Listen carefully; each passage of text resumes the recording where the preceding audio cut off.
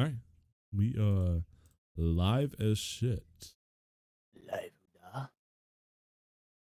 No need. Yeah.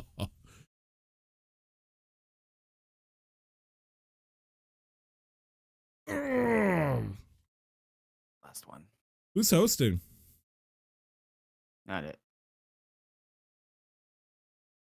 I kind of want to host. I don't want to touch my nose now. Whose nose goes? Yeah, but then so if I don't touch my nose, Then and you Nick, get to do it. If you want to host, then you got it, buddy. does I Nick feel want to like. host? Nick, you want to I host? You so if you wanna. you are like horny for hosting. I can tell, man. You are like a cloud server right now. You want to host so hard. If you want to host, you're more than welcome to host. I could host as well. Like we could both host. We played this game before. Like either one of us could do it and be okay. Okay, how about this? We both host and we try to beat each other with segues. Whoever Are you going to be land- riding those segways around in Canada? and it has to be a segue that makes Glenn laugh. He'll be the neutral judge. If it works, then we switch over and you're now the host. So we got to land a good segue between each section. Oh. Speaking I of dig it. sections, It seems like a lot of work. I'm not gonna lie. I mean, if we're gonna do that by sections, it's probably gonna be the most work getting over to the tangent war chest because that's gonna be the C section. It's the third section. No, okay, fine. Is it We're all having a males. baby? Having a baby, C-section, third trimester, third section. Got it. Okay. Yeah. Also C. See, Maybe see, C as easy as 1, 2, 3. No, too simple. Tyler wouldn't make something so simple. That's why It has to Glenn be is not complex. It has to be layered. it has to be like fourth level chess where no one gets it, otherwise it's not fair. But then that one person, when fucking Light Yagami from Death Note's like, I see what he's doing. That's like, that's my boy. He's my host. But I realize I gotta apply this to Glenn logic, so I gotta go testicles. Aha! Perfect segue right there. I'm gonna ride them balls. Just about, you know those things that you can like you hold the little handle and you bounce on? I just imagined a set of them that just looks like balls. You bounce around. I'm pretty sure there's something like that. Like Uh, I'm guessing there's a good TV show in Japan in the early 2000s where they probably had something like that. Oh, we are in the 21st century. Anything that you ask for probably exists. I saw All Real Monsters, man. Those monsters were terrifying. The Also, dude that howdy, held his Draco. hand, his eyes. His eyes? Yeah, he like walked around and held his eyes with his hands. He was Oh, you talking creepy. about Real Monsters? Yeah. Oh, Yeah. man.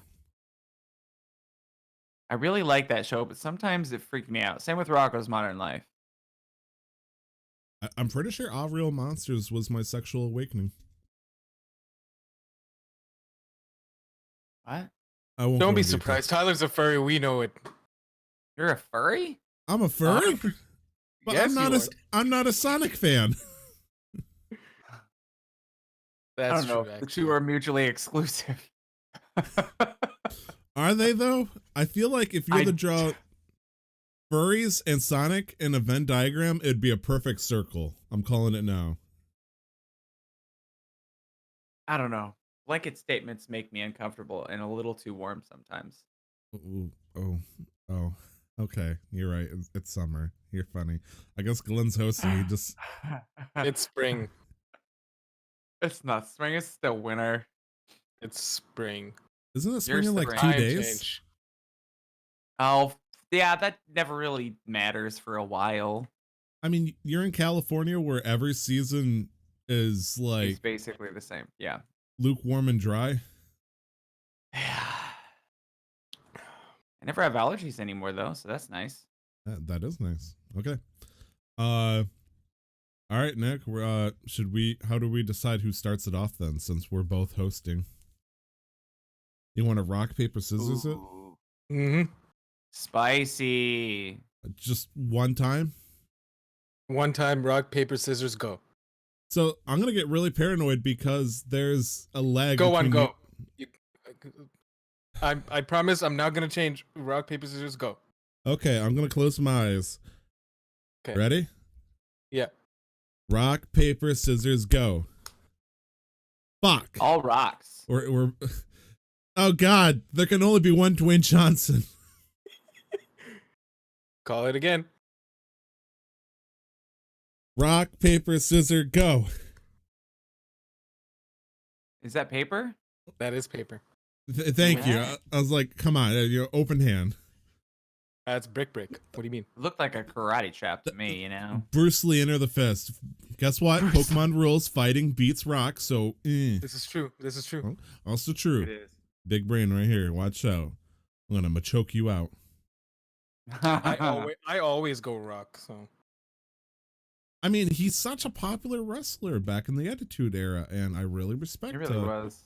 Like, he changed the way that things were handled in the early to you late. smell what the rock is cooking. I've never watched wrestling. Well, and then that's all I also, know. you know, That- No, it's gave okay. Batista and other wrestlers that followed. All I him in remember the is acting Triple world. H, Rey Mysterio, Batista, The Undertaker, Sting, and The dude. Rock. The And only listen, one that that's- mattered. Sure, I Well, believe you. Stone Cold. That guy was overrated. The Viper himself. But Yes. my pinky. Stone Cold He's such a Steve nice Austin man, though. proved I don't that you care. only have to drink 10% of a Bud Light can. But he's such a nice man. The rest you can wear. Yeah, that's true. I got that Hey, reference. you can wear because- it. Yeah, he because would I love to watched- shake it or otherwise rip a can of either Bud Light or Budweiser, and then he would just douse over his face like he's taking a shower, and I think he would drink just just a little bit of it, Oh, and then it just turned into a cologne, which then he He would. was on an episode of on Hot Ones where he was eating the chicken wings and he was talking all about the wrestling and stuff, and he just genuinely is a very well spoken man. I was Yeah, I'm sure. I'm not gonna say I was surprised because that just seems to imply that wrestlers aren't the smartest people, but like it was just it was like it was refreshing. That makes me sound even worse. I think refreshing. that a No. Well, I wrestler mean, well based on the facade they put up, it doesn't seem like they would be. So it's not Right. weird to say that, you Well- wouldn't think them to be intelligent or well spoken. I well, mean, the point of they're it is great also like they're actors. not. Yeah, that's what I was gonna say. They're good actors. So like and wrestling is fake. So you can't Wrestling is expect the general real. populace It's- to know that. It's our definition of wrestling that is fake at this point.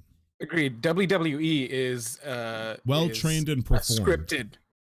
It's super scripted, but it is still a sport in my mind because they have to be in very good shape and they have to be very well trained to do the things they do. Oh, I will 100%. not Yeah. be To It's not skeptical. like- take anything away from because it takes a lot of strength to also not injure each other because they're constantly yeah. trying to not injure each other too. While would they be look like- like they are. Yeah. Going to like an ice skating rink during a performance and going, "Ha, fake." Well, no, they're gonna do the same thing that they've been training the entire time to plan for it, but it's still a Well- performance, and ice skating is still real. Yeah, I know. Wait, but but I who's think saying the ice thing skating is fake?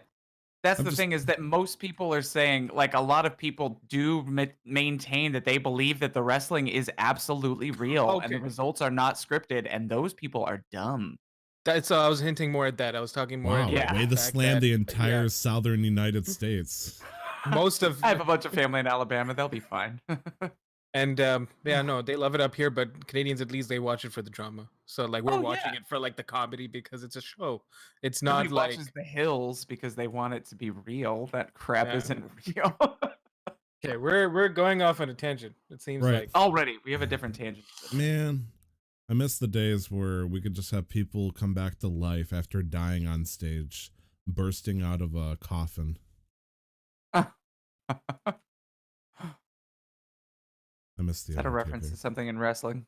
I'm pretty sure the Undertaker has I think he like died twice in the ring, but then he comes back to life coming out of a coffin on stage. So he's like every like Marvel character or DC Listen, Glenn, hero have don't- died once before. I'm will pissing come off back. WWE fans, I'm pretty sure, at this point. Don't let this man distract you from the fact that in 1998, The Undertaker threw Hell off a cell, or whatever that fucking copy pasta is. I was trying. Hell I of a really. Cell? Through hell in a cell. What is it? Let's see. Only this man distracted from the fact that in 1998, The Undertaker threw mankind off hell in a cell and plummeted 16 feet through an announcer's table. That's a copy pasta. It's a standard meme that goes around every now and then. Well, if we're gonna wrap it up and segue into the actual show, then Nick, if that's all you knew about Dwayne "The Rock" Johnson, I will give you one last thing. Know your role, not host. Ooh, Sorry, that's one of his spicy. one of his quotes. Know your role. Okay, that felt mean. I'm very sorry. Shit. Nick's not responding, and the fact he didn't like make a face or anything. Seems like he's just taking it. He's no selling it. Ready. Wrestling terms. No selling. Which means I kind of want to like ask a question that's gonna derail it even further. Nick, if you could do Yes. one wrestling move, if you had to do one wrestling move in real life, which one do you? The only think thing you're- that sticks out in that my you can memory from all my physically do. friends that I could physically do. Yes, if you could physically perform it, let's say you were able to train it, but you had the physical capabilities of doing it. What would it be? I could probably. I don't have a lot of arm strength, but I feel like because it seems more of like a judo move, I could probably pull off. What is it called? A suplex? Yes. And you got to Mhm. understand, because since it's scripted, the person you're throwing up in the air will also kick off, so you don't have to have Yeah. as much arm strength as what you realize. Right, and it's more about momentum and gravity. So like grabbing them and then just going like pulling your weight up and around and back. Yeah, I could probably do that because I have like good leg strength but not arm strength. Plus good core strength, especially if you're gonna go for like the classic suplex, getting yourself completely vertical. I mean, There's only I a guess- few moves that I remember from like my friends growing up discussing it. One of them being the tombstone pile driver. Oh, the one that crippled Steve Austin. That's why he had to quit WWE, because his head hit the ground so hard that it damaged his neck, and that's why he can't do wrestling. He just looks badass nowadays. Wait, how does he look badass if he can't walk? He can walk? He just can't, like It run just, and do. like a major injury. Yeah. Have you Oh, seen? you said he was crippled, so I was like, oh Well, god. it crippled his wrestling career. Would probably be a better way of saying it. Okay. I mean, you see him in Literally. movies walking around menacingly, but unfortunately, he can't. Well, I mean, who am I to say what he can and can't do? I'm sure he can that's pull it right. off. He was in the remake of The Longest Yard. I was also gonna say Looney Tunes back in action, but yes, that too. Longest Yard was a good movie. I liked it. I thought it was a fun movie. That was the especially one when with Burt Adam Reynolds Sandler, right? acted. Yeah, Adam Sandler Yeah. and Burt Reynolds and Chris Rock and Like, Yeah, if it was Steve really Austin was still as agile or as strong as he was back in those days before he took that injury, I'm pretty sure he would be in fucking like Fast and Furious or Expendables or something like that. And Mhm. unfortunately, his roles have to be limited. But they Because everybody, of physicality, yeah. But anyways, I'm just surprised we haven't talked about the greatest wrestler of all time because I don't understand how you could fight against him. How do you fight against something you can't see?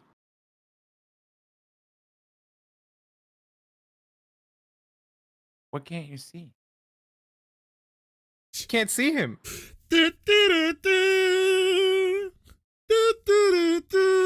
Oh, that terrible actor who used to be a wrestler? Yeah. That Have you is seen it? spicy. I don't like it. Wow. Oh, I I'm was just sorry. meme, Here's the dude. thing, John I'm an Cena actor. is funny. He's funny, but the thing about it is I get spicy when as an actor I see people like Lady Gaga and John Cena getting roles where they're getting paid millions of dollars because they have a name people recognize. They're not good actors. Well, Lady Gaga's pretty decent, but John Cena's just a guy who might be kind of funny, but he's not an actor. But he's getting paid millions of dollars. So Wow. I Attitude. don't know. Those I people- think Lem's They hustling started- that just hate. not in the right Those- genre. Got an I episode don't know. title for the pre-show, "Hustling That Hate." Yeah, I don't know. I don't dislike them. I just get frustrated when I see people being successful in a world where a lot of other people are striving for it and they just get it because of who they are. Look, They he didn't took. work for that. Understandable. They're like, "You're John Cena. You're a wrestler. We need somebody who's big and muscly. You can say words, right? Cool. You'll sell us millions of tickets." I can say 5 That's words. That's 4 more than Brock Lesnar. You're in. That's So funny. you got to give him a little bit of respect. The way he was able to throw a 6,000-pound boulder when he appeared in the animated Scooby Doo episode is pristine. If he can do that, you're not giving him enough credit. It's animated. The fuck you say? Wrestling's animated.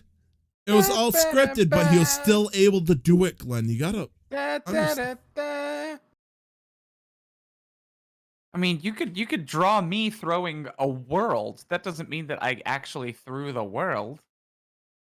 Hey, well, I- not with that attitude. I was gonna say, with your hot takes, you've been throwing the world in a loop.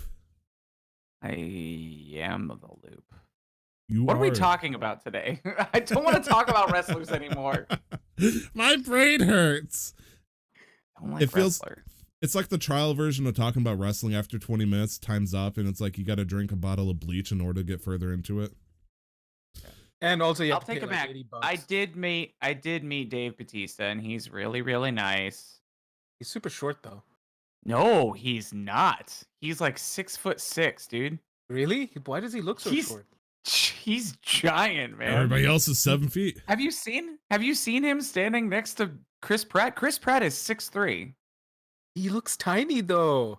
Nick, I don't know what it is. listen- Then I think you're 5'2" every single day, even though you're clearly pushing 6 feet.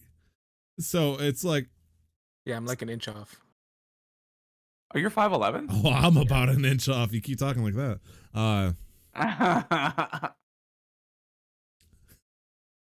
Hello, everybody, and welcome back to another episode of Casual Master Quest. This is going to be episode 92. Coming with me today, Tyler Vito, is going to be Glenn Houston and Nikhil Jodimella. Glenn, how you doing, buddy? Wonderful. Excellent. What about you, Nick? I haven't had anything to eat or drink today except for half this can of beer. Oh, is that beer? Mm. That is beer. Kokanee. Glacier fresh beer. Not sponsored, by the way. Hashtag not an ad. Is Kokanee like a Canada beer? Cockney. I don't know how you want to pronounce it. Koknee. It's probably Canadian. I would say kokanee because I don't want to say cock in a word. I don't know. Cock is Wha- kind of tight. Cockney? That just sounds like you're saying cockney slowly. I The mean, people maybe from England? maybe that's the reason. I love how It is a Canadian beer, by the way. Yes. excellent. I love how we're like, we don't want to talk about wrestling anymore for the pre-show, and then we immediately like Canadian beer.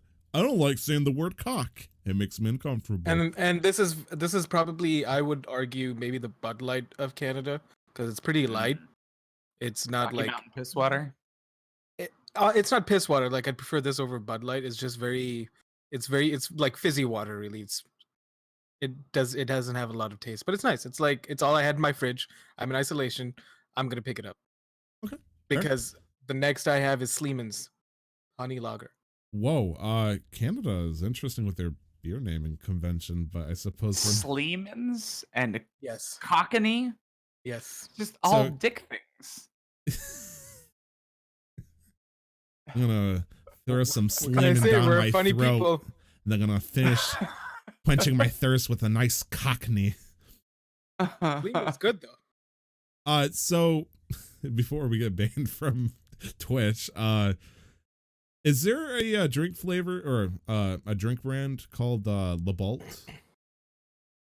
I'm sure there is. Okay, I wasn't sure if that was like from Michigan or if that's a Canadian. Some reason I think of the Are called you talking about LeBalt. Labatt?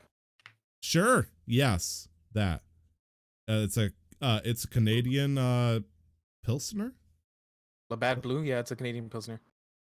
but I just looked it up. some reason I kept thinking like that would be like the drink all Canadians would drink, kind of like their equivalent of Bud Light. But if it's Cockney, I'm all for it. I'm gonna support No, you. Cockney's not it. We've got Sleeman's Cockney, Molson, Molson sounds the most normal so far, and that's kind of concerning. Coors Light. Oh, there's one. There's something I can latch onto. Something I Yeah. recognize. Yeah, Coors Light is branded as Canadian, I think, or at least it has Canada imagery, but I think it's more Pacific Northwest. Molson is not bad. I think that's more national, but like we like, especially out here in Vancouver, we like our craft beers. So Fair. So this is just the country full of hipsters. no, these are mean- the more like standardized commercial companies, but Vancouver specifically, we have a lot of craft breweries. Oh, okay. And to be fair, Glenn, Vancouver's like a stone throw away from Washington State, which is like the world's capital for Yes. hipsters. So I mean, Yeah. if there's a little migration here and there, yeah, sure, whatever. You know, let the influence happen. Shit. So with everything that's been going on about a certain thing that's been in the air, Nick, you've been sitting in isolation. That's kind of rough, man. How do you feel being And home alone? can you feel the love? It's in the air. No, it's not. It's not the love that's Oh in my the air. god. Something else completely different. I was gonna say, like, I there's no saving grace to that lyric you just made in like two different fronts at least. I don't know. I'm doing all right. It's kind of boring. It's hard to get motivated. Hard to stay motivated. It's I've still got online classes. It's going all right. Yeah, not really done much cooking. Not really gone out much. I have to go get gas in my car soon. Oh no. My battery died the day that the quarantine went through in California.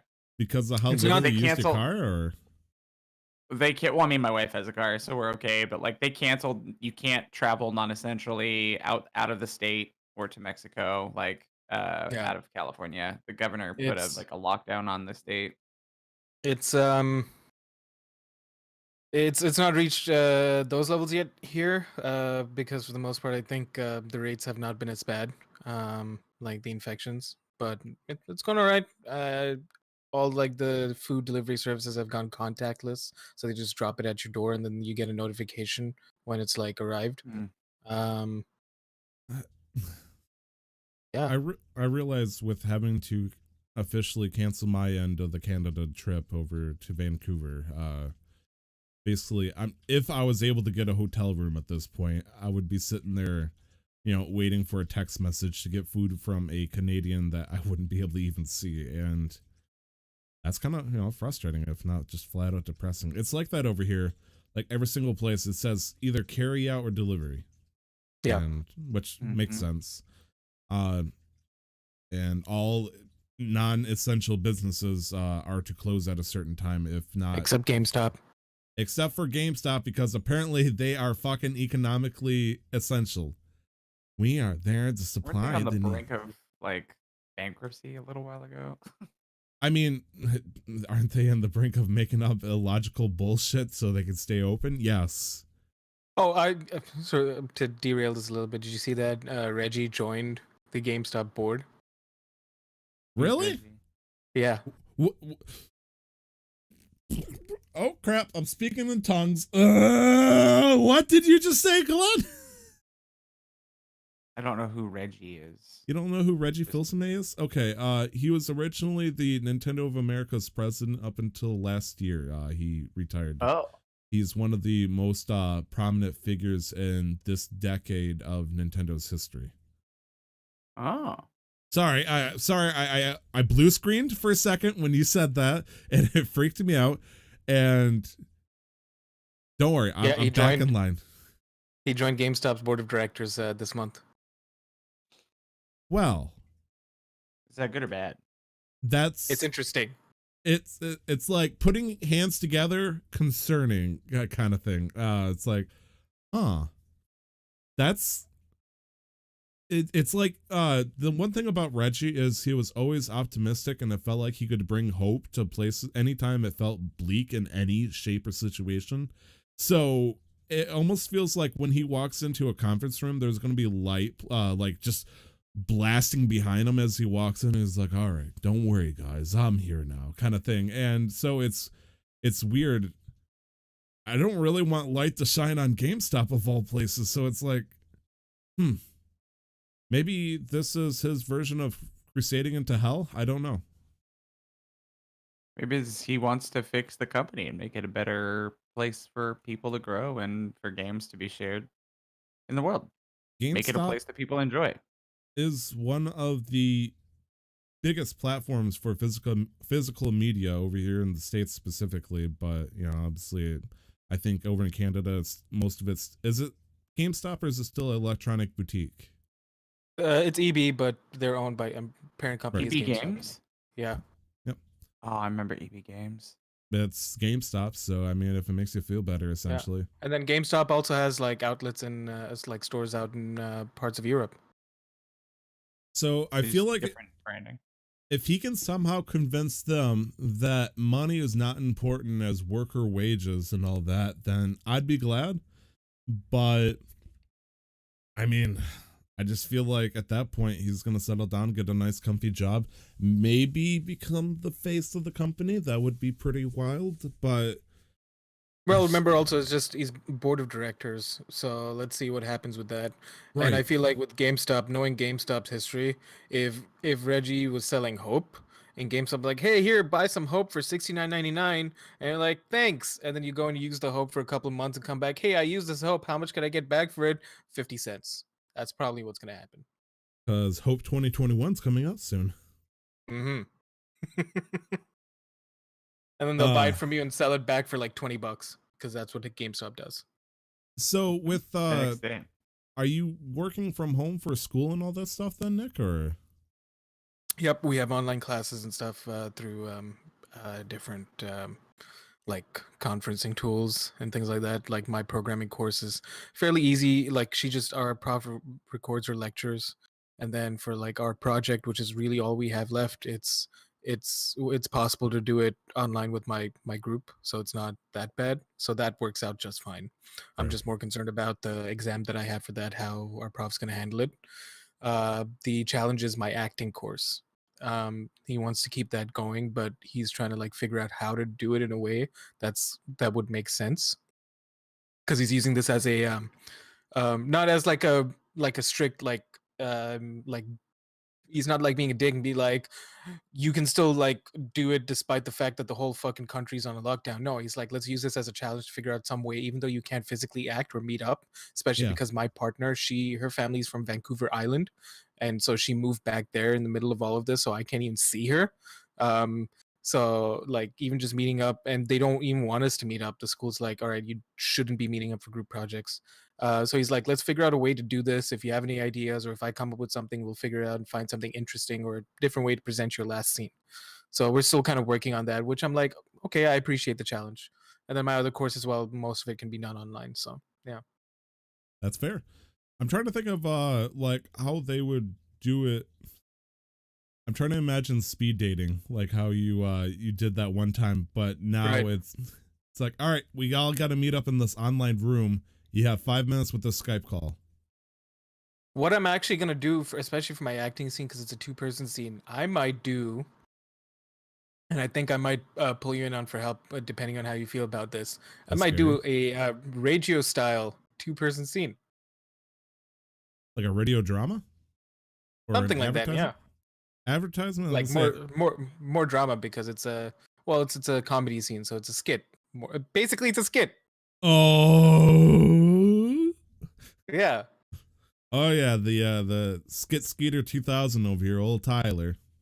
Mm-hmm. But yeah, that's kind of like what I had in mind, and I think he'd be okay with that, especially if you present it to him in that format. Awesome. Speaking of having to do work from home, Glenn, your wife has been doing a lot of work from the house, right?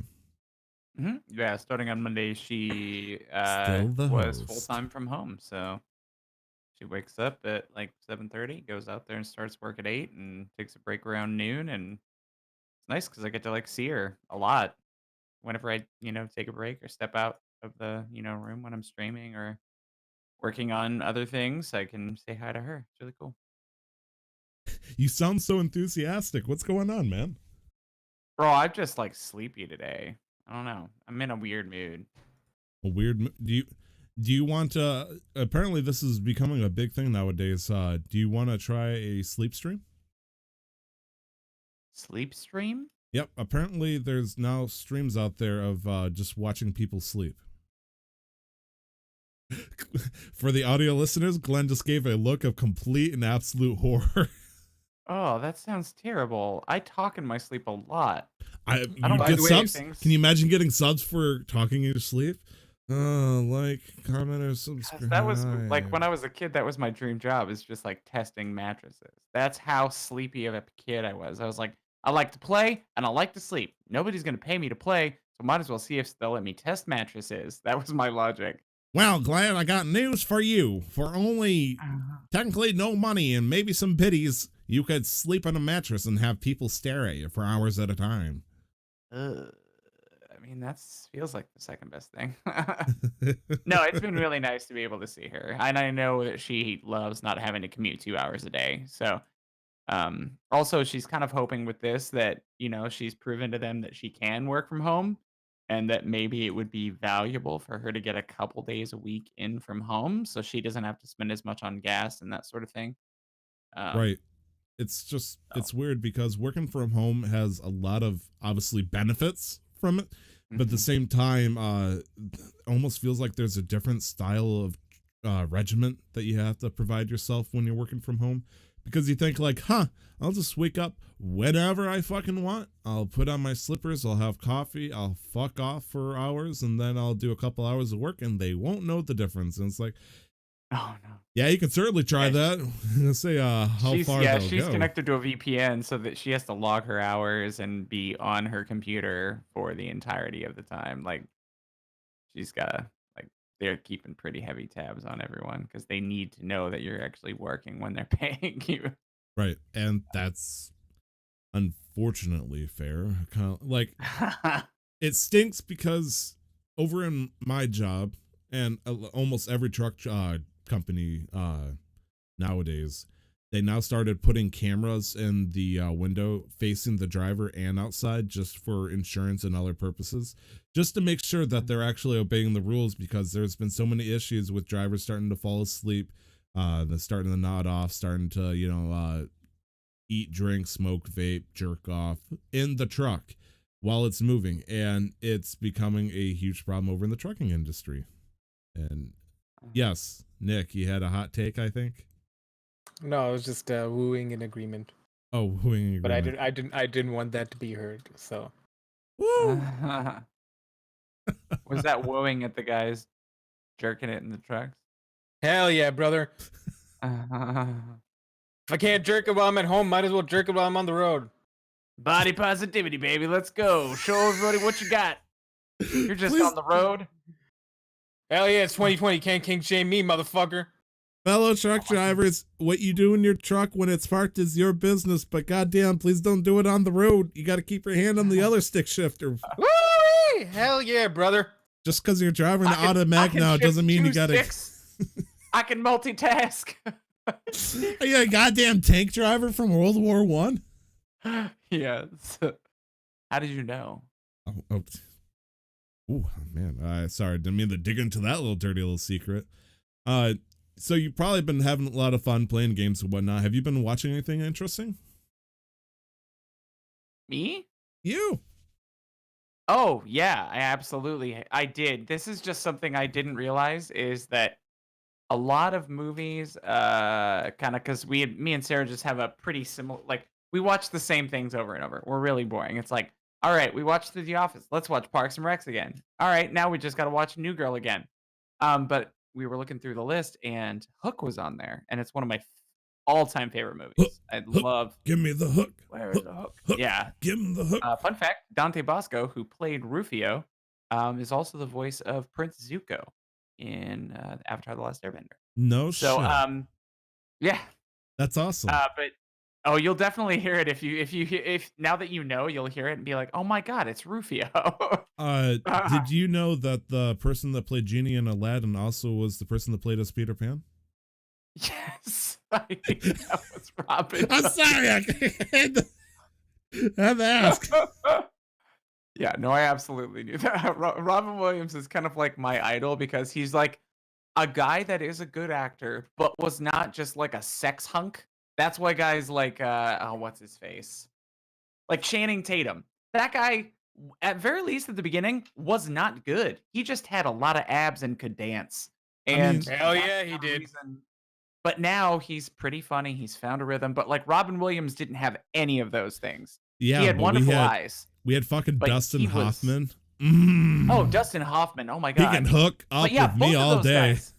Dustin Hoffman is 5'6". Robin Williams is 5'6.5". These are short guys that are not known for being attractive. That in the 90s were staples. 90s and 80s and before were staples in cinema at the time. That just doesn't happen anymore. There are very few average-looking dudes that can act their asses off in Hollywood, and so that they are kind of role models for me. So, Okay, but listen, hear me out. Mm. Hear me out. I'm Adam listening. Driver. Adam Driver is still a good-looking guy to some people. Tall, dark, and broody. But he can act. That's what I was Yeah, getting and he at. can act. But he can act. Oh, he can act his ass off, but he's not like an average-looking dude to me. I You know what I feel mean? like it's also interesting that we're talking about all these characters from Hook, and we completely just discredited Julia Roberts for her role as Tinkerbell. And it's like, oh, okay, yeah. Julia Oops. Roberts. Actor, Oh, no. country of the. She's wonderful. I love Julia Roberts, and she killed it as Tinkerbell. You know that place between sleeping and dreaming, where you remember what you were dreaming about? That's where I'll always love you. I've never watched Hook. Ugh, it's what? Yep. I don't want to hear from you, Reggie. Who's It Reggie? was, Ah, it was just- 4 years before my time. What do you want from me? I was only freaking like I was like 5 when it came out. Like I was wasn't not even old. born. Okay, that's fine. Have you seen Citizen It's- Kane? American No. Beauty? No. I was getting I'm ready to. I'm about to piss off I was- everybody. I was about to Since- jump on ship and Holy Glenn, and he Grail? just made me walk the plank immediately. Fuck. Monty Python and the Holy Grail? Nope. Okay. It's physically Life of Brian? impossible, Glenn, to watch a movie Nope. that's before the year that you were born. I've seen Monty Python. You guys are just messing. You're You- trolling. This is I met know, Monty like, all the- Python. Fucking Okay, say it, I dare Okay, you. 100%. All the movies you just listed off, I haven't watched a single one of them. so you're telling me that you've never seen a movie that came out before you were born? No. That's not what I'm saying. I'm saying the movies that you listed off, I haven't watched them. Okay. Well, you That's just what I'm act saying as if that was a universal truth for you, and I was like, that's unfortunate because there's a lot of good cinema before 1994. Oh yeah, no, there is. I just I don't know haven't when you were gotten born. around to it. 95. Those are close. valid. Hook is very good. Either way, I really enjoyed it. I cried a lot. It's magical. It's beautiful. I love Hook. So There's a that was movie great. that I've been needing to see myself, and I'm hoping to give myself a chance to see it soon. And Nope, I want to see Titanic too. I don't. 100 years later, lightning strikes twice. I can tell you I watched Die Hard. But Okay. that came out before me. That's So one of the best Christmas movies of all time. 100%. Okay, at least we can agree on that. I will rest easy. I've actually been watching some stuff over in my end, not quite as crazy, but I watched like an episode or two with Brandon, I'm pretty sure, but then I was like, never again.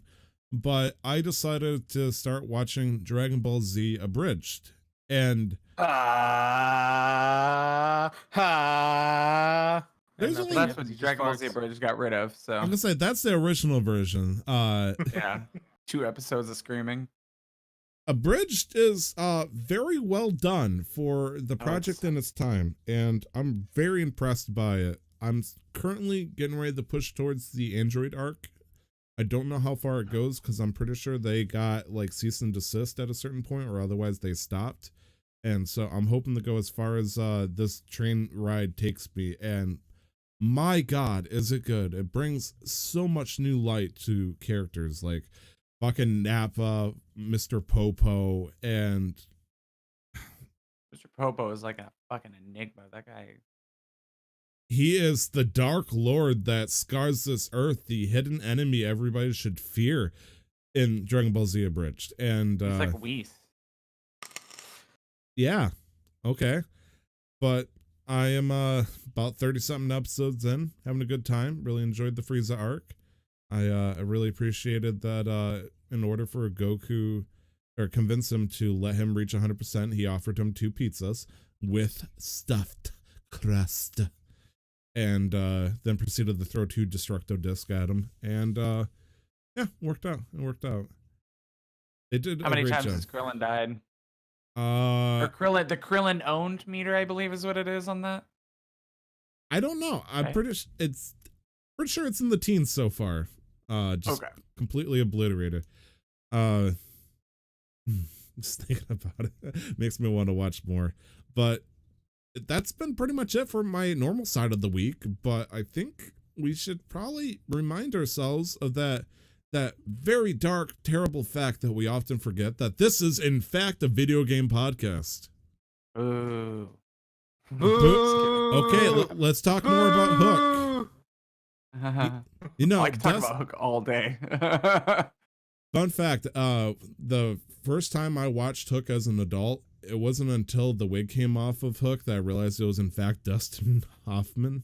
Oh yeah. And I'm like, oh, that's because he's a Dustin method Hoffman. actor and he changes his mannerisms to fit the role. You can fit my role, if you know what I mean. It rhymes with role. It's whole. So, Glenn, you've been playing more WoW Classic, I presume. Anything interesting WoW on your end? Oh, yeah. I mean, I'm number 3 in my guild in DKP right now, which is indicative of the fact that nothing drops for melee champions in raid, which is really annoying. Actually, 3 of the top 4 people, 4 of the top 5, I think, are all melee people, which means that I'm going to miss out on 2 premium melee pieces if they're really good before I'm going to be able to get one of my own, because those other 2 guys will scoop it. But it sucks because the DKP is going to start depreciating soon. Why is that? That is a measure that people that run DKP systems, they utilize it to make sure that people don't hoard DKP. What if it's not by choice, though? It seems like this would be... Right. Sometimes that's the case, but like as more raids come out, because there's another one, they keep calling it ZG. I don't know what it is, but it's a raid that's on a 3-day cooldown, and it's yeah. So it's something that's going to be we'll be able to run like now we have Onyxia and Molten Core and Blackwing Lair and then Soldier. So like we're gonna have. Hopefully, it won't be as big of a problem, especially because that's on a lower cooldown. And I'm trying to remember if that's the raid where it's trolls trying to summon Hakar, which is a worm-like god creature on top of a pyramid. And I mean, that sounds like Sunken Temple. Sunken Temple does, if you remember, you can do like a little ritual. Yeah. You can summon like a version of it, but I think you actually fight Hakar himself, and he drops my favorite level 60 weapon. It's like something Destructor of Worlds or something like that, and I'm gonna search that on Wowhead right now. It was my favorite 2-handed sword that eventually got matched by a level 70 sword that people could dual wield just to look badass. Like, it's a sword that's basically Zinrock, Destroyer of Worlds. Oh my god, it's item level 68, 72 attack power, 64 DPS, and 28 stamina. That is a big old bonky boy. That means absolutely nothing to beat, but also it looks cool as shit, yo. Oh, it's very cool. I'm looking at the screenshots for like the art of it. That's a good looking sword. I spent months trying to farm just to get it for a transmog. Thunder Fury. Oh my god, Thunder Fury, Blessed Blade with Windseeker.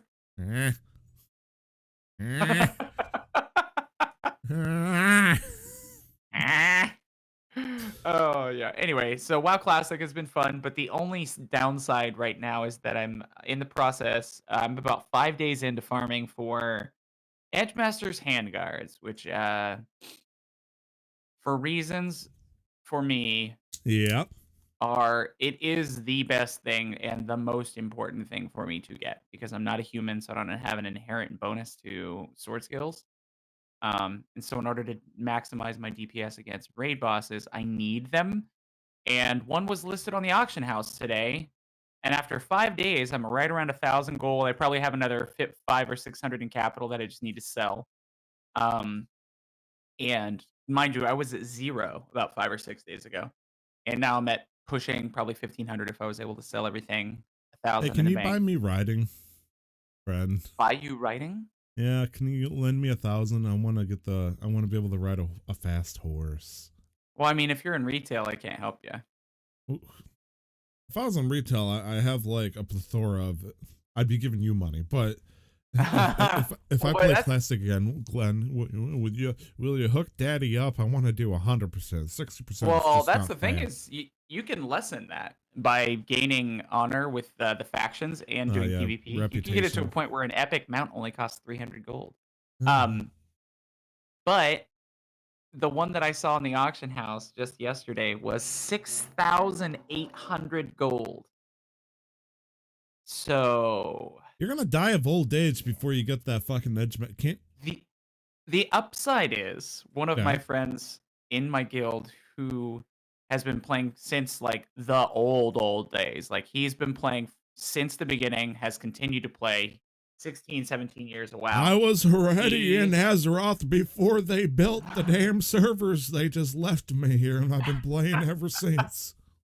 He's got a set of edge masters that he may not use because he's a human.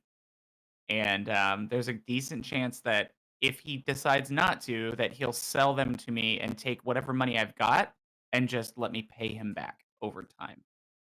But I'll still end up paying him. You're gonna have to send that 5,000. sucker nudes. You know that, right? That's how Oh WoW my rules God. work. If I you, ugh. 'Cause I Gold still the have to get grass, Cloud cash your ass. Keepers. I've got so many things to get. But Cloud Keepers Lead Plates and Edgemaster's Handguard or whatever I'm farming for right now. So Has there Yeah, been just, any issues in WoW with real world trading? oh yeah. Mhm. Is there a spam bot saying, "Hey, buy gold for this and this"? Well, I guess it's more on private servers than it is on public servers, though, because the people that own the private servers will like run a stream and then they'll like allow somebody that like to jump on the server that lets people pay real money for gold. So they're allowing it to happen on their own private servers that they run with their stream groups and stuff. So it's not as big of a deal, I don't think, but I think there is ways to get through it. There's farm bots, like there's Chinese companies that make macros that make 4-man teams just solo, like run through really difficult dungeons and Right. then run back and sell things and destroy the market and hoard things, and then they'll transfer out of the server. So if things are cheap on my server, they'll send bots here. And then because you can't transfer money, but you can transfer items, they'll buy out cheap items like on a server. Maybe Black Lotuses are only 15 gold. So you can get a Black Lotus and then transfer to a server where they're worth 400 a piece. And then you can just make profit out of your butt and then use that to, I don't even know exactly how, but yes, people can make real money. Can theoretically like real people do that without breaking the rules? Like No. like It's definitely against terms of service for sure. you can definitely pay money to Blizzard to transfer a server. And so that's Yeah. money going to them. So let's say Right. you make 2,000 gold, you buy all this cheap shit from the server, you transfer over, basically paying Blizzard to be a traveling merchant. I wasn't sure if that would be allowable. I mean, it's definitely allowable. It's just like, I think if you're doing it for the sole purpose of trying to make a profit or trying to sell gold, then there's issues. Like transferring servers and happening to have your items be worth more, not a problem, you know? I'm gonna say, I wonder how big of a deal it is. As long as like real world money is still going to Blizzard, I feel like they wouldn't complain. Like if as long as you're keeping the gold for your own purposes. But Oh, I report people all the time for camping. Camping is absolutely against terms of service, and WoW, you can't do it on PvP sir, servers. you cannot put a campfire and a tent here. Camping is forbidden. No open flames, sir. No, yeah, people. I guarantee you, none of them ever get banned. Because if you sit, I don't care if you kill me, but as soon as you sit on my body for 15 minutes, and then you have a buddy run back to the what is it called, the graveyard, so that even if I take res sickness, I'm going to get killed again. Hmm. That's some serious bullshit and is superbly reportable. But I guarantee you, none of them ever get anything done. So you said Zeldrub is coming out soon. Have you heard of and this is kind of weird coincidental saying this compared to that of the coronavirus. Have you heard of the Corrupted Blood incident? No. So it was a virtual pandemic that happened in World of Warcraft when this raid came out. And there was a glitch with Hakar, and it would give you a debuff called Corrupted Blood. It would deal you damage every 2 seconds and would spread to nearby allies. And if you were to Hearthstone back to a town such as Stormwind, it would spread to everybody. It started killing players left and fucking right on the higher end servers, and people would just fucking run around Ironforge, Stormwind, and people just get hit with this and start dying. And there's no way to get rid of it without doing like I think an in-game mechanic against the boss. It was fucking crazy. So I'd love to see that. That would suck so bad. I want to see videos of that. It's just Google Corrupted Blood incident with World of Warcraft, and you would see some crazy shit happening. It was before my time, but it was hilarious.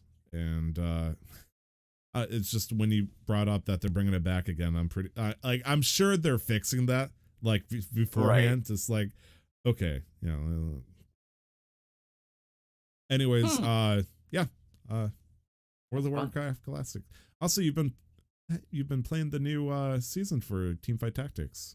Oh, it's so much fun. I've raided at it all the time, but it's a blast. Galaxies is really good. It's the most balanced TFT they've had yet, if you ask me. That's upsetting. Yeah. Why? I want to be completely imbalanced. That way I could pick the right meta and win. Ha! Well, there are. I mean, that doesn't mean that there aren't comps that won't do better, but it seems easier to get higher level champions for the most part. It's not as difficult to do that. Cool. Can you hear that? Sorry. No, it's just the fact that you're like, you got deep in thought and then it no, I paused because my roommate is yelling in the other room and I thought you guys could hear it. Sorry. So what? Dylan's a screamer. Let him have his sex life, dude. No, he's just like talking. He's a really loud talker. Anyway. He's a yeah. It's really good. It's really fun. I got the season pass, which means that wonderfully, even when I'm playing normals, I can have some sort of progression to get like, I think they're called booms, right? Yes. Yeah. Whenever you defeat somebody, you always shoot a beam from your little legend to their little legend, and this puts a skin on it. So it's like a blast of water or like a star blast or like okay, it looks that like sounded dirty for almost. A second. Your little legend shot a beam all over my little legend. Yeah, no, but it's really good. They've given access to be able to purchase direct little legends. So if you really want that one, you don't have to just buy an egg.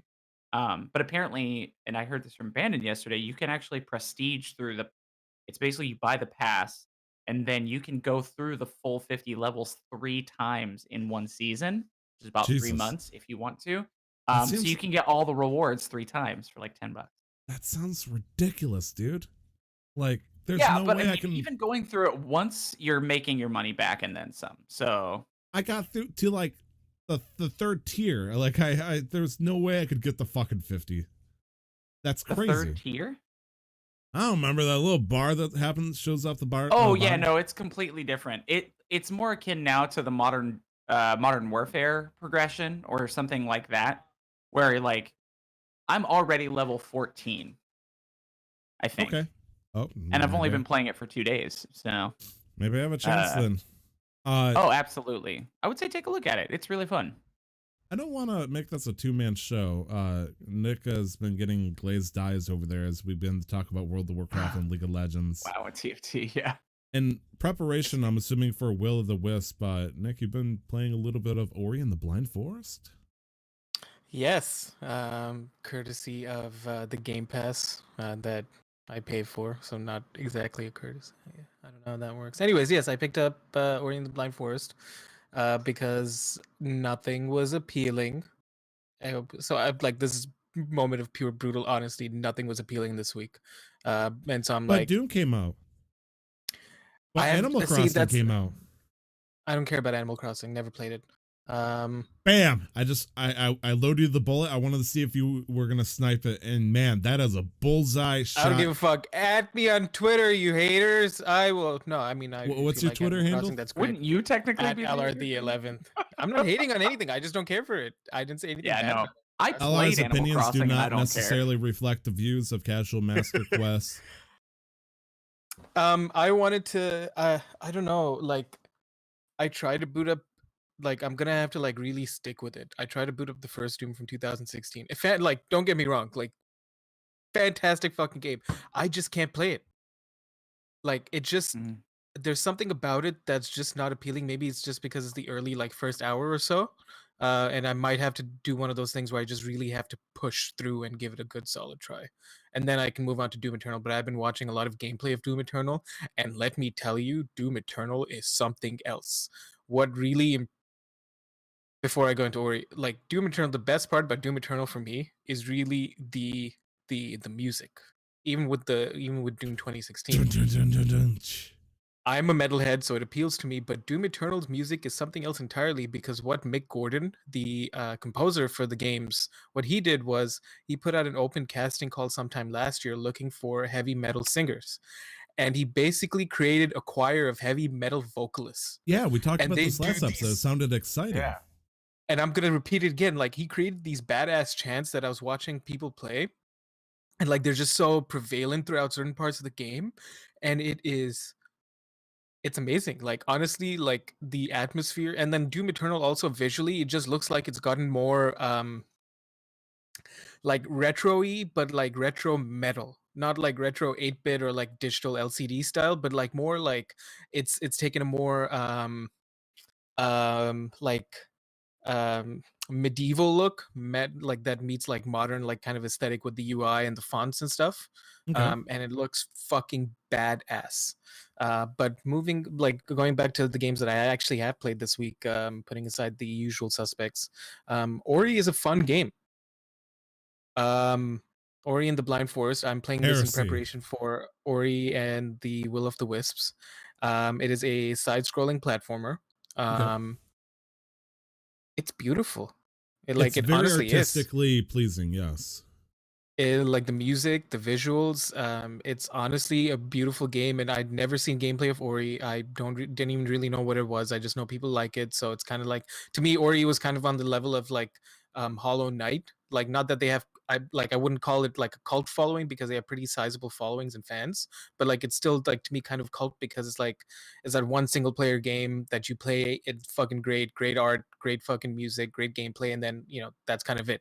Because like lately, and we've all done this, we've all been playing games that are MMO style or meant to be played over and over again, like live service style games.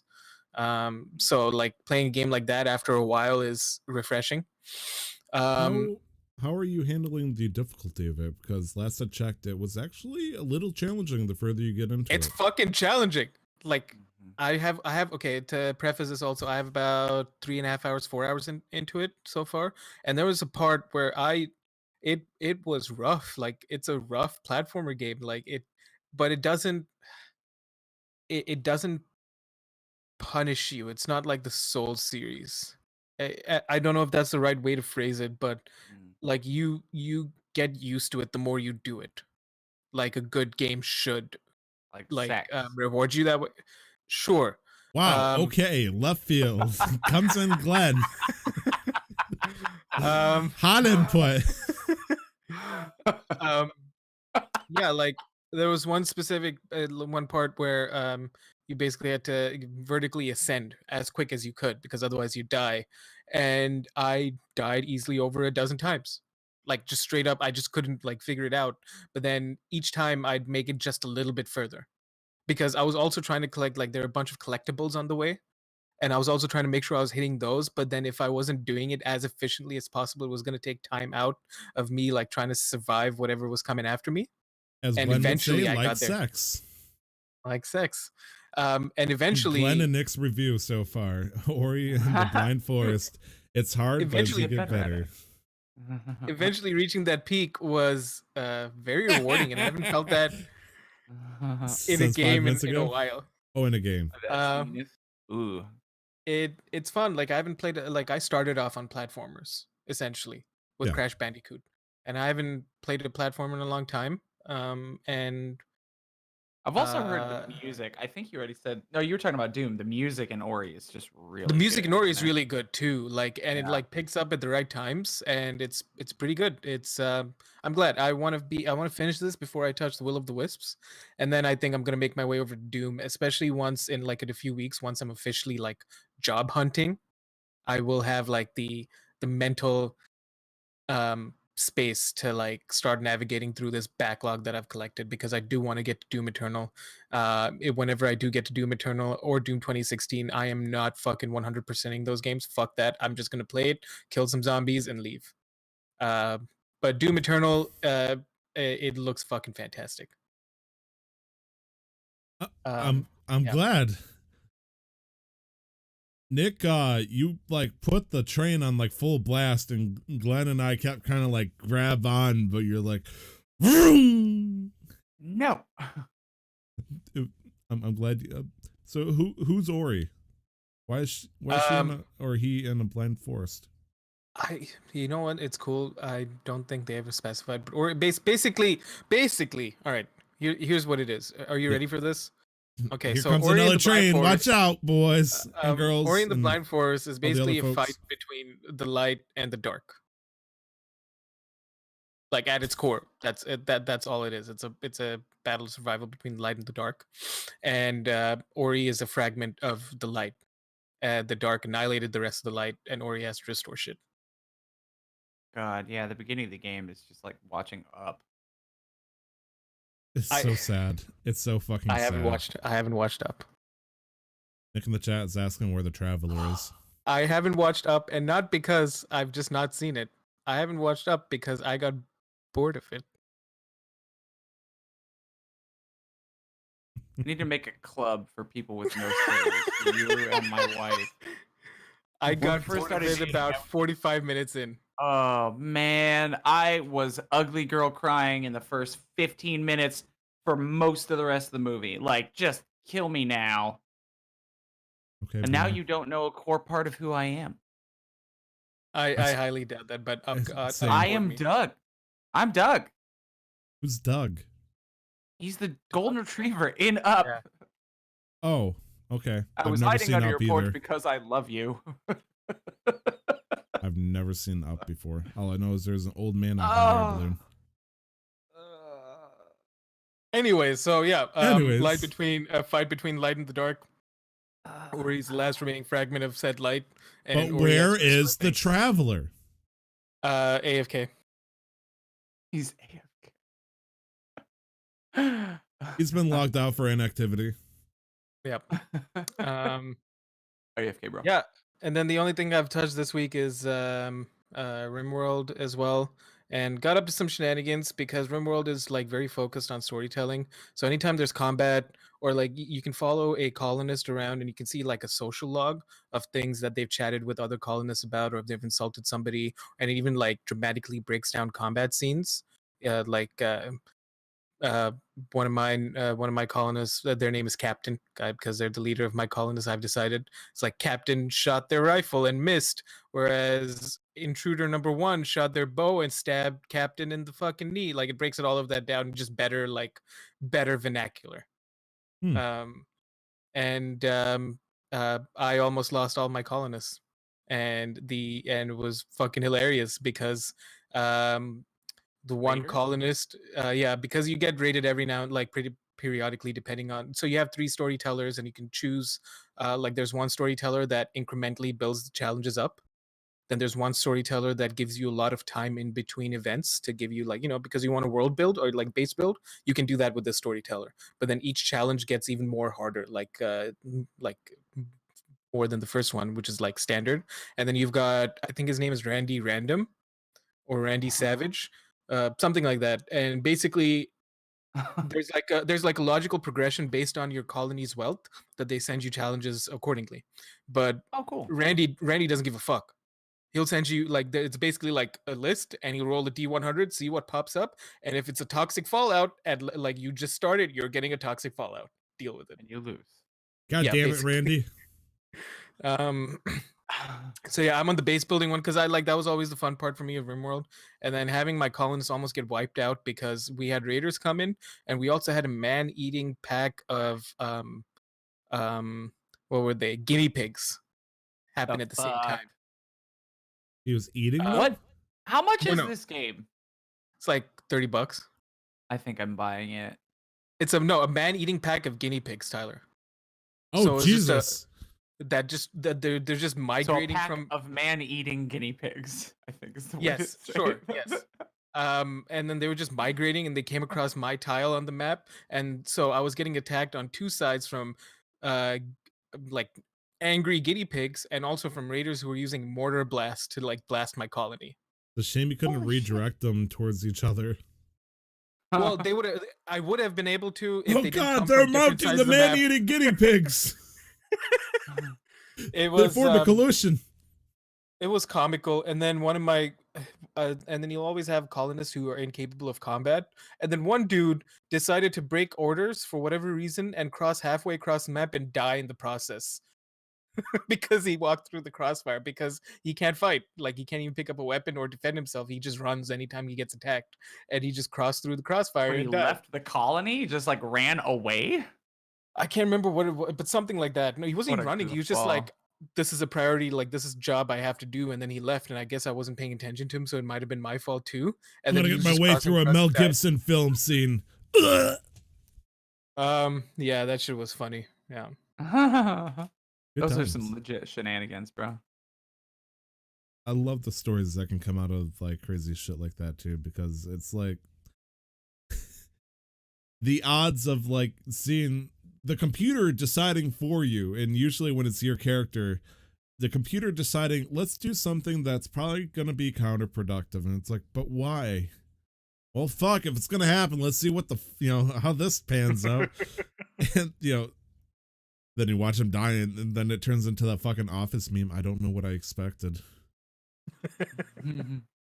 Yeah, so that's RimWorld in a nutshell, basically. So I guess I'll have to start a new colony because I really don't like deaths. Like I'm that kind of person who'll save before, like when we get raided, and then I'll load back if somebody dies. Because XCOM? Same Yeah, story. I know how you play XCOM. yeah, so that's just yeah. Sure. So I'm gonna start a new colony, scrap this colony because somebody died. So I'm like, I lost the will to keep you guys going. You guys should just die. One person died, you all die. Wow. A very socialist of you. Don't forget We to rise and vote. fall together. It is true, as much as we don't like it. So fuck. Last weekend I got to play a little bit more Dead Space 3 with the wife. We are so close to the end that we can taste it, and I'm hoping we can beat it tonight or tomorrow night, preferably tonight live on stream, so we can, get on with their lives. And also the fact I can prove to my wife that she can play a shooting game successfully. Like, she's doing good. She's pulling her weight and then some. I've been like sitting back and letting her do the murder stuff, and then I'll like pick off all the stuff that's coming from different directions. That way she can focus on, what she does best, murdering. And it's been an interesting team composition, the way things been turning out. There's only been a couple of times where we had some issues with just mostly platforming, but I think the last time we played, we got through it without much of a problem. Starting to enjoy some stuff. It's weird because I not intentionally instilled a sense of paranoia with her when I give her instructions to do something. Like, or I'll say something like, "Oh fuck this room." She'll be like, "What?" I'm like, "Oh nothing." And she's like, "I'm not going into this fucking room." I'm like, "Honey, Don't pretend that you didn't do that with me, motherfucker. I don't know what you're talking about." But like, for example, we're in the final area and there's a section where there's that glowing platform where when you stand on it, you get super kinesis, essentially, where you can lift up heavy stuff. And she sees it and she's like, "What the fuck is that?" I'm like, "Oh, this is cool. You should walk into it." "What the fuck is it? Just give it a I'm not going into that, Tyler." And it's like, "Just fucking you go." Like, and she eventually spoil it. Yeah, I wanted her to try and get excited, but she was so paranoid that I was essentially, it's a giant landmine, essentially. And so we have some trust issues, which is respectful because Dead Space 3 gives me trust issues. Dead Space in general. It's like nothing is safe. Especially when you keep like instilling sense of paranoia in other people. It's like, oh yeah, just a regular room. Nothing's gonna happen here. Bam! People start fucking coming out of the fucking vents. And, like everything's dead and like yeah, fucking trust issues. I wonder why. Nick, I feel like we need to sit down and talk. Are you saying you don't trust me whenever we play Dead Space 3? Well, it was only the one time, the one run through, and I didn't trust you. The one time and the one run. Glenn nodded at me, Nick nodded at me, Amanda walks by, nodded at me, and flipped me off. Am I really that much of a troublemaker when it comes to being with people in horror games? Because now I feel like shit. I mean, I've never played a horror game with you, so I just fucking hate horror games. So anytime, like, did I just find my new candidate for Dead Space 3? The moment I'm in a horror game, I like want to not play it. But that's just immediate regret. Immediate regret. Don't worry, Nick. No I'm regrets. with you. There shouldn't be no regrets. Not even one letter.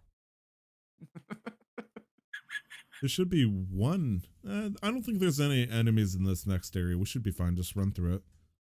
Don't believe him, man. Fucking full of shit. So yeah, Tekkit Light. There's been an interesting update by Mojang. Bless them. Oh, nice. Mojang has ended all authentication process for versions of Minecraft 1.6 and older. I believe they're on 1.15 right now, so that's like 10 generations of iterations behind. So it makes sense, hypothetically, I guess, if they want to save server space and they want to focus on the newer versions. And they're anticipating Minecraft version 1.6 coming out, 1.16, which is going to introduce a bunch of stuff, but the most notable thing is a tier of material that's a higher level than diamond in vanilla Minecraft, which sounds cool as shit. Because when you think like diamond's the end all be all, but when you get something above that. But as a result, 1.6 and older, you can't make a multiplayer server with the current authentication protection. Tekkit Light is 1.4.7, which means we can't safely play it anymore. We can, but the alternative is nasty. You basically can turn off the authentication, which means anybody can get in. So if we choose to do that, that opens us back up to trouble. And I've been trying to look at plugins and stuff to see if we can't get it running with like Authorize Me and all that stuff where you got to type in a password, but still at the same time, if we do it, the whitelist will hold. The whitelist is our saving grace, but there's got to be workarounds if that extra protection is gone. Like that's the big thing that's stopping anybody from pretty much like just bringing in a cracked account essentially, and it's frustrating. So from what I can understand though, if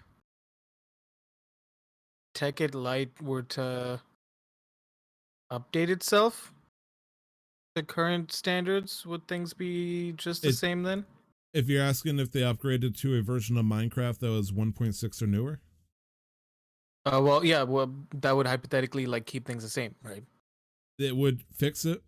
The problem is though, the last time Tekkit Light has been updated was in 2014. Ooh. I see. Okay. Like Tekkit Light was big from 2013 to 2014, and after that, it's been dead. It's been so. I've been going through an artifact of fucking websites trying to find like old plugins that work for a version of Minecraft that was big 8 years ago kind of shit. And so trying to find that, found one, got it installed, but then it's like, you actually need Java 7 in order to run this, which is a generation of Java behind. Oh yeah, we are on 8 now, bro. And so I tried downgrading my fucking Java just so I could get a plugin loader to work for the server.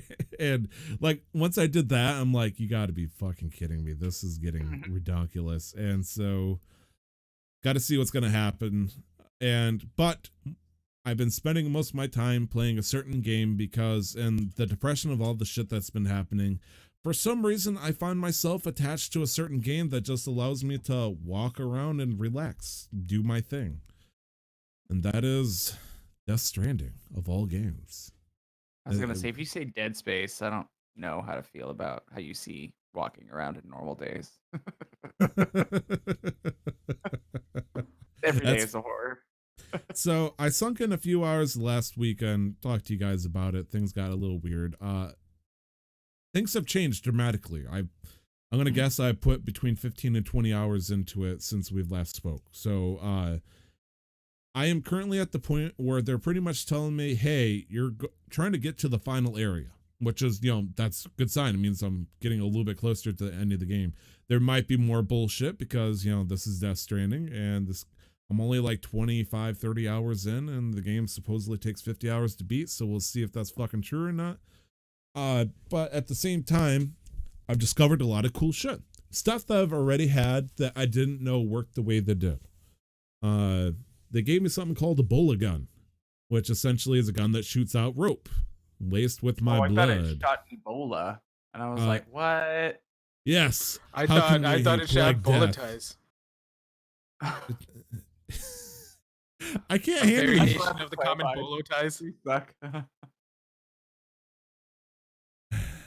So I didn't use it because I thought the most effective way of using it was against the mules, aka human NPCs that want your packages and all that. And it just non-lethally ties them up. I'm like, okay, I'm not going to use this. And when I get it, it says 1 out of 14. I'm like, why the fuck would it give me a 14 clip with only one thing of ammo in it? That's stupid. Do I have to craft? I start looking at how to craft shit and like, well, how do I get more? I'm looking for the ammo and stuff. Can't find it, so I never used it. So I discovered a couple of things. The first one is the 1 out of 14. It has 14 ammo in it, but you shoot one at a time. And so I'm like, oh, so each time I craft this, I actually got 14 shots to work with. I'm an idiot. Second thing is, anytime I'm like, when I first played this, guys, I was telling you my big brain secret, just get captured by the BT and then run away and the whole area just clears out. Or I can just shoot this goddamn Ebola gun and then wrap it around them. They're like, fuck, goddamn, what are you doing to me? And then I got an ability to execute them if I don't trigger them. So I just Ebola gun them, run up to them, cut their undead umbilical cord, essentially, and it kills them. I'm like, okay, I don't have to be afraid of these fuckers. I just gotta see them, hunt them down, shoot them with the Ebola gun, cut them. Yes, I know how to do this. 5 minutes later, they take away BB away, so I can't see them anymore. Fuck. And so I'm going through essentially the Rocky Mountains during a heavy winter, trying to deliver these packages while they fix BB during this little segment. And during this time, Sam Porter Bridges has what is called Dooms, which is the basically a connection to have undead abilities. The big bad guy has like level 7 or some shit. Sam has 2, level 2. He can sense BTs. He can't see them. He doesn't know where they are. And that's a problem. Like when a spider sense kind of? It's like, I know something's off kind of. So if I'm walking through an area delivering a antimatter bomb that will explode if it hits the ground, and all of a sudden I get a sense and I hear Sam Porter go, oh fuck. That means there's fucking BTs invisible all around me that I gotta get dodged the fuck out of the way and not get grabbed. And that is the You've been most training for dodging. Dodge. And so what the fuck do you do? I guess I'll die. And so doing that was frustrating. I realized the importance of BB and her or his because they got a name, but it's what's the term? Ambi? Sex neutral? I guess, Gender yeah. neutral? Androgynous, I guess was the word I was looking for. Androgynous. Yes, Androgynous. yes. And Gotcha. without them, I couldn't actually, see them.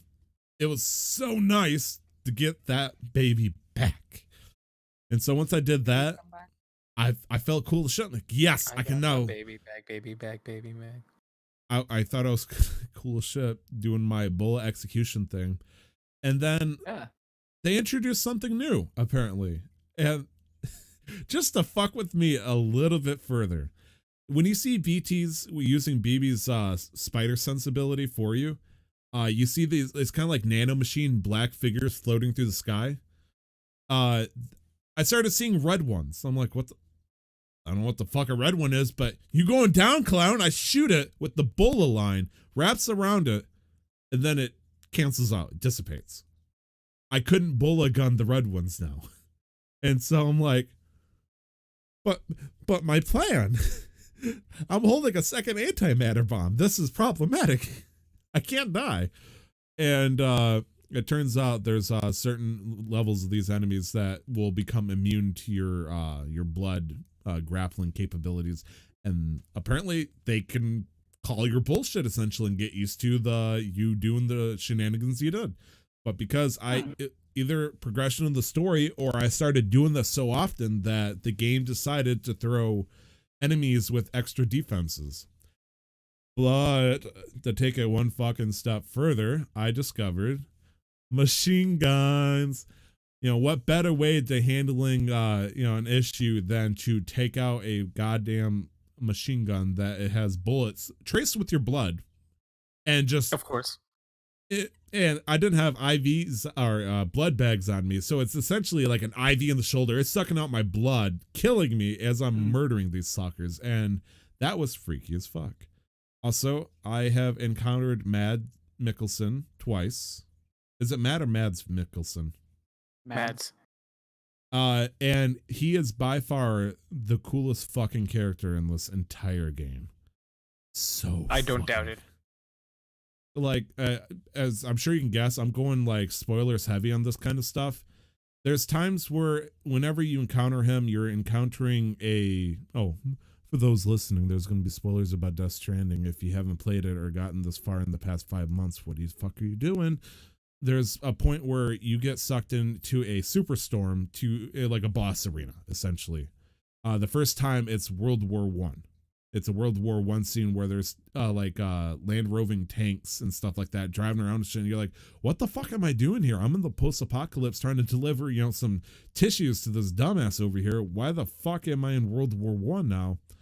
And it gives you this cool ass cutscene, and I hope if you guys ever play it, you'll appreciate it as much as I did. Of this pit of tar, a man just rising out of it, falling and slipping forward and trying to crawl out. And he gets upright, and surrounding him are World War I soldiers with skulls for heads. And this dark, gritty World War I scene. And you see the tar slime off this guy's face as Mad Mikkelsen comes into the field. And then he lights a cigarette. He materializes a cigarette, lights it, and just smokes it. And it's just It's so fucking badass. It's so fucking cool. Not the smoking. Smoking's not cool, but then the whole visual of the scene, that was the because I'm aesthetic. pretty sure. Yeah, I'm pretty sure that was a trailer or like a video. Like they put that out. That's been available on the internet before the game came out. And when I saw that, I'm like, I fucking love the fact that Mads Mikkelsen is in video games now, because I love what he does when he's Nick on in the screen. chat apparently wants to point out that he was completely nude when he did that. Also covered to tar, but still nude. Which is important because it got to the point where people couldn't figure out whether Hideo Kojima was making the game because he wanted to or because he just wanted to be close to Matt Mikkelsen. Apparently very close.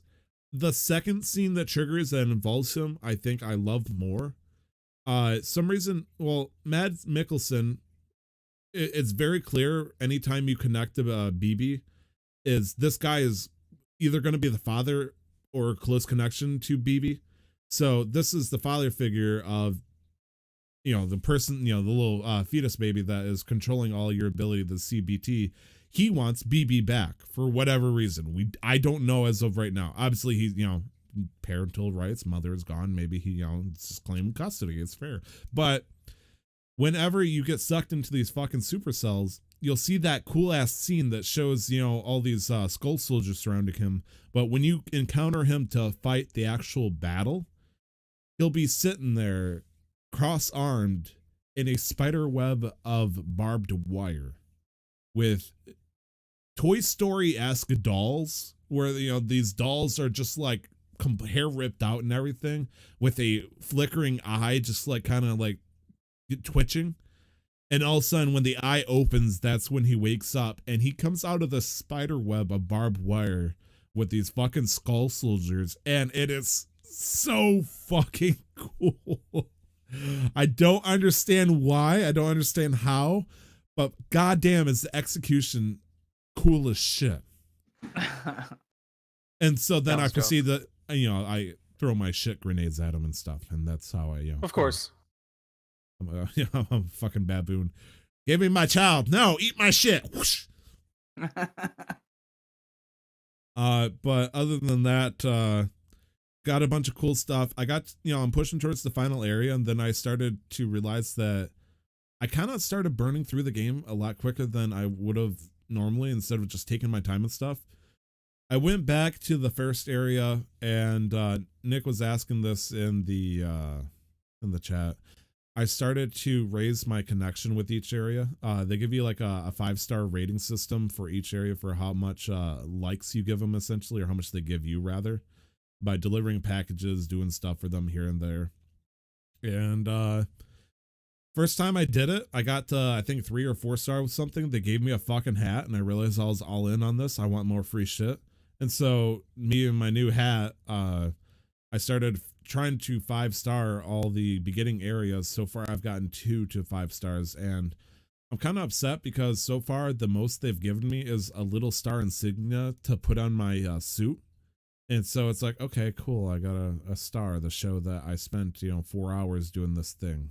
But and Nick is shouting the obvious stuff. Yes, you also get colors for your gear.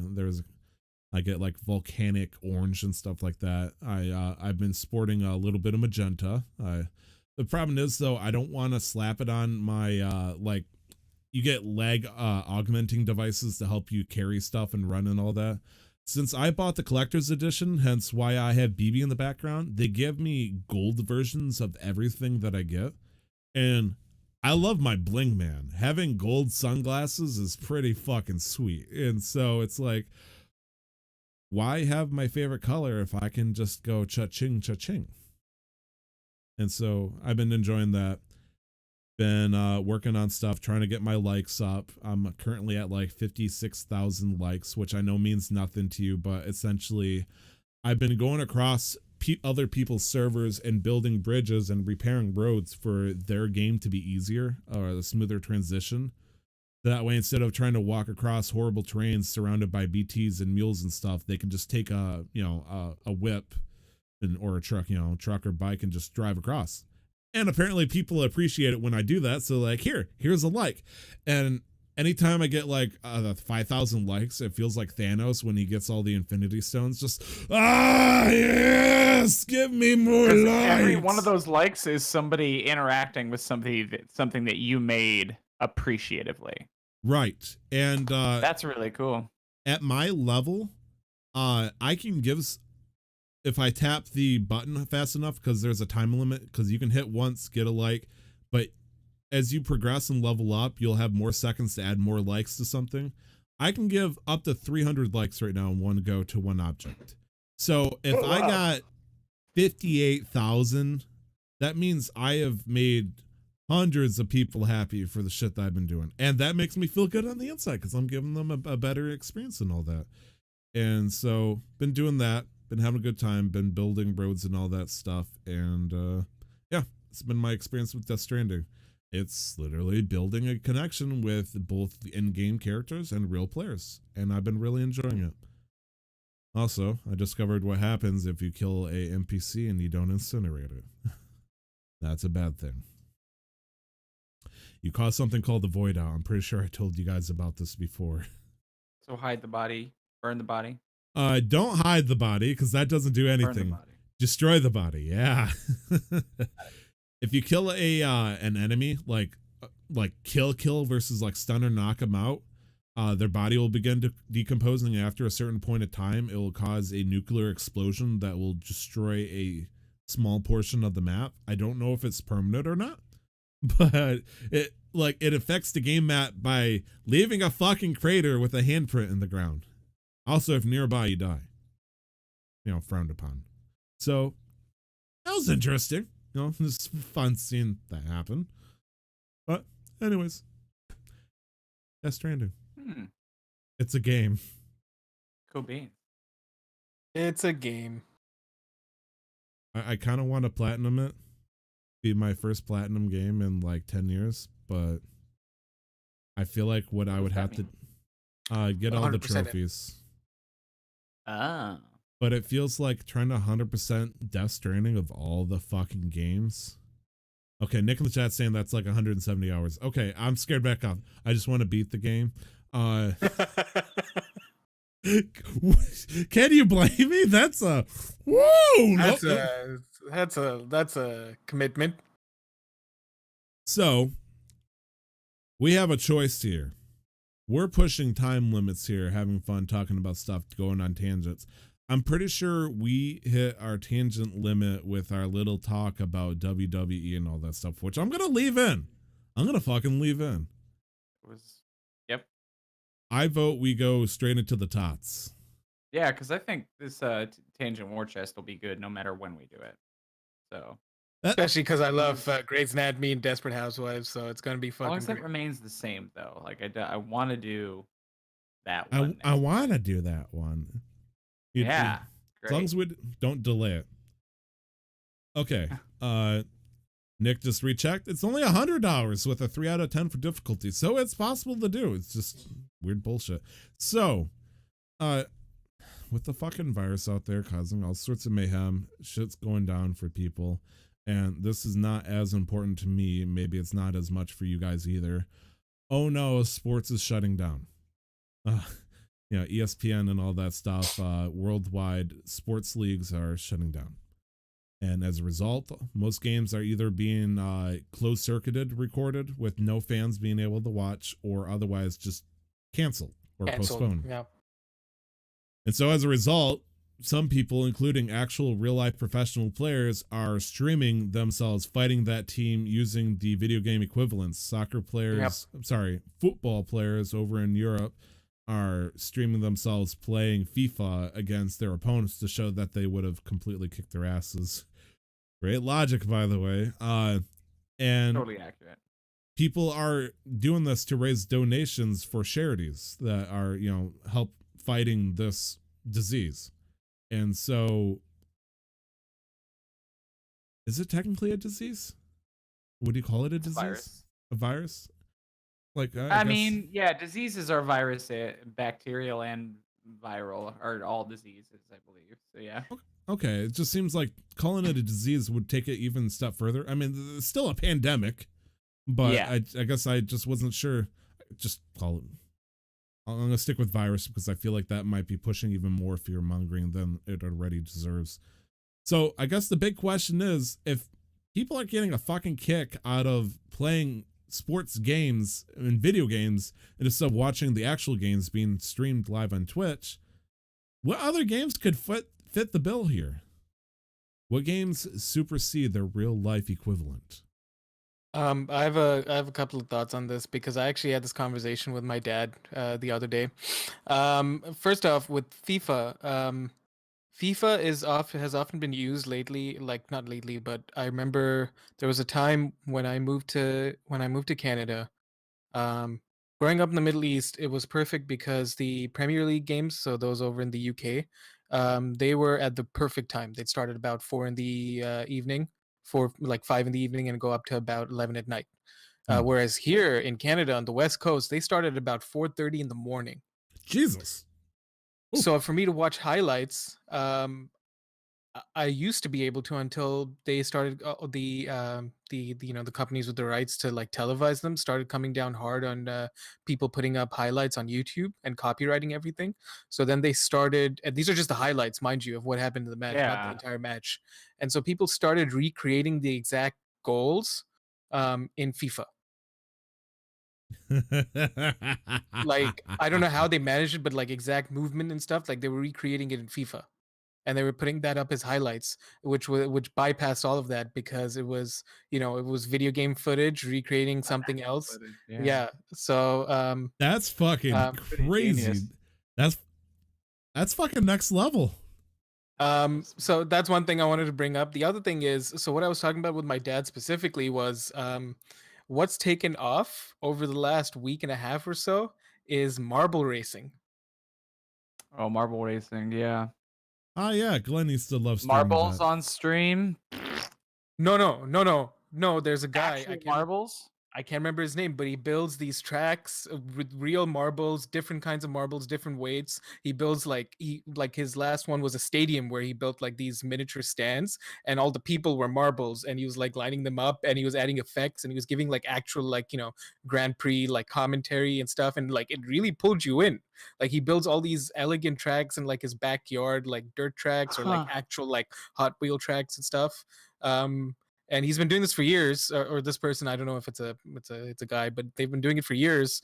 And it's fucking fantastic, honestly, because the Huh. commentary's top tier. The video, he's building stories, building narratives, because he's creating drama and tension between the different marbles, Blue the Marble drivers. killed Red Marble's brother, and now Red Marble will swear revenge on the day he defeats him on the track of death. It's fucking fantastic. Yeah, no, like the marble racing's popped off. I can actually just find for you the name of the guy, because like one post went around on Twitter, and it was so captivating the way he was narrating and describe it, that I'm like, I can't not watch this. Like it just pulled me in. Hmm. So on Twitter he's known as Gels Marble Runs, and he creates he showcases and curates a series called the Marbula One. Oh, that's Oh my wonderful. gosh. He's got his fucking Sand Marble Rally 2018, Marble League Showdown 2019, the Marble League 2019, the Marble One 2020. Like it's fucking phenomenal, dude. That's Um, dope. it's Gels Marbles, Jelle. Gels Marble Runs. On Twitter and YouTube. He's the one that's been that's been going viral over the last week and a half or so. Hmm. Hmm. Nice. Another group of people that have been trying to give people that miss the sports, because we'd be knee deep in the March Madness, the NCAA basketball tournament right now. Yeah. That'd be like day 2 or day 3 today. Um, and I don't know. Yeah, but having hockey, having in the NBA, having MLB delayed, having the one good thing is that I'm a big fan of esports, and those can be done remotely. So all of the League of Legends teams are still playing. They're Right. just not in the studios. But the Dude Perfect guys actually did a really cool thing where they streamed 5 nights in a row. If you know you know who Dude Perfect is, right? Absolutely not. They're the guys that were really famous from Texas that did lots of cool, fun trick shots, and they always do. People are like, "Oh, it's fake" for a long time, but they are a really big YouTube channel. They're really, really nice guys. And I think they finished last night with 5 straight nights. They called it the Quarantine Classic. 5 straight nights of competitions, and the winner was always getting something goofy like hand sanitizer. But the big thing was they were always, each time they streamed, they were raising money for different people. Yeah. So I think they raised almost $100,000 for the Red Cross, and feeding families, I think is what it's called. It helps. it assists people that are struggling to pay for food for their kids now that they're all out of school. Um, and so like, but they were doing sports, so they were playing like handball and like they played a 2v2 game of soccer and they did like a golf challenge and so like I think it's really interesting how people are adapting in that respect to try and still give people sports, because people sport competition. The nature of sports is competition, and people love competition, Now, and so these I Dude think it's really Perfect cool. people, are they doing it in real life or in game? Yeah, it's a live stream. It's a live stream. They're actually playing though. It's Okay, really so cool. the question, what games supersede their real life equivalent? So far, I've actually gotten the opposite out of both of them, and so that's messing with me here. I couldn't think of anything that supersedes its real life equivalent. I don't think there Because is one. I don't, yeah, like the like FIFA, NHL, MLB, like it gives players the power to, recreate some of their, their favorite games ever, or to play against their friends and, like, my team is better than your team, or, to just put yourself in a player's position. Because with FIFA, I don't know about the other games, but with FIFA you can make a character from scratch and then join your favorite team, or like join like a really like shitty third league team, and then work yourself up and become like a better player, and eventually have your player recruited by the team you wanted to be part of. Hmm. um so it gives you that freedom to like imagine and like explore all these things, but they don't supersede the feeling, the emotion from something actually happening and mattering on a scoreboard, and True. like that affecting a points table. um There was only one but it, game on my end I could personally think of. You were saying though? yeah, no, I was, the last thing I was going to say, like, I just think it's it's crazy that this pandemic now is pushing people towards um streamers, because Simulation. they need to get their fix. They need to get their sports fix. Because if you really think about it, like, just objectively, sports is a bunch of people like sports fans, at least specifically, are just a bunch of people sitting in front of a TV yelling at something that's happening in another part of the world, no matter how far. How is that different from somebody watching a streamer playing something competitive? I can't really buy, my favorite basketball player biddies and then have him say, "Hey, thanks for subbing," like mid game. Right, but even as forget subs, forget revenue, forget anything. From you just purely watching somebody play a game, or a team playing a game, you as a fan, purely as a spectator, um, in terms of entertainment, putting aside the fact that, points are changing and stuff, it's still kind of like the same core thing. True. I I guess think, at least. I realize I don't really support any teams on both sports or video game leagues. So shit. Now I do. I kind of want to now. I just don't know who to support. Like, I don't know. I'd if find we're an talking esports about, team that you like. yeah, like if we're talking about athletics and skill, and like that's all a different conversation. But then if we're talking about competitive leagues of different things, sports fans are very similar to gamers who are fans of specific leagues, for like teams for like League of Legends or for CS:GO. Mhm. Like, you're still sitting in front of a screen and you're rooting for your favorite team. True. Right. True. True. Yeah. Yeah. I just looked it up too, and I think it personally for a game to supersede its quote unquote real life equivalent, it would have to like make more money. I think you know what I mean. And when a guy like Cristiano Ronaldo pulls in $200 million a year or something crazy, and then I just saw that he has a $1 billion contract with Nike. Like Jesus. EA's for all of EA, not just FIFA, all of EA made $4 billion last year. That was their profit margin. And he alone probably makes more than the profit margin of Which is why he FIFA. moved to Italy. Tax evasion. Juventus, yep. Yeah. That the He big evaded deal. one thing Yep. but got caught by another. Dumbass. But either way, I'm a, yeah. I'm No. I'm a Real Madrid fan, so like I'm aware of all the shit happening with. Isn't it With Real all that stuff. Madrid? Yeah, I just didn't want to confuse the American audience, because it's Really? REAL. You just Yeah. got called out by an American dude.